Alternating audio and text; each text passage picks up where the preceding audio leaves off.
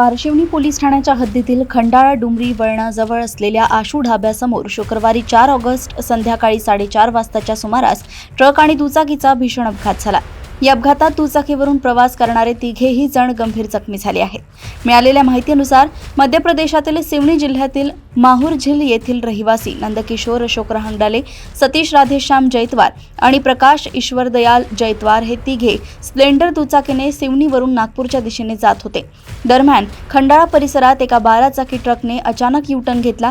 यावेळी भरधाव दुचाकीची ट्रकला जोरदार धडक बसली।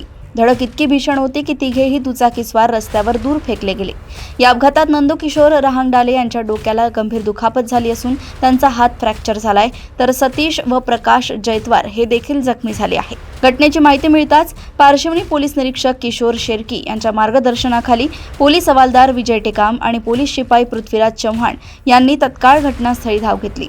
पोलिसांनी जखमींना तातडीने कामठी उपजिल्हा रुग्णालयात दाखल केले, मात्र नंदकिशोर यांची प्रकृती गंभीर असल्याने प्राथमिक उपचारानंतर तिघांनाही पुढील उपचारासाठी नागपूर येथील मेयो रुग्णालयात हलवण्यात आले। पारशिवनी पोलिसांनी घटनास्थळाचा पंचनामा करून अपघातग्रस्त ट्रक व दुचाकी ताब्यात घेतली आहे। ट्रक चालकाविरोधात गुन्हा दाखल करण्यात आला असून पुढील तपास सहाय्यक पोलीस उपनिरीक्षक गंगाप्रसाद वरकडे, पोलीस हवालदार विजय टेकाम व पोलीस शिपाई पृथ्वीराज चव्हाण करतायत। कन्हान येथून मोतीराम रहाटे यांची रिपोर्ट।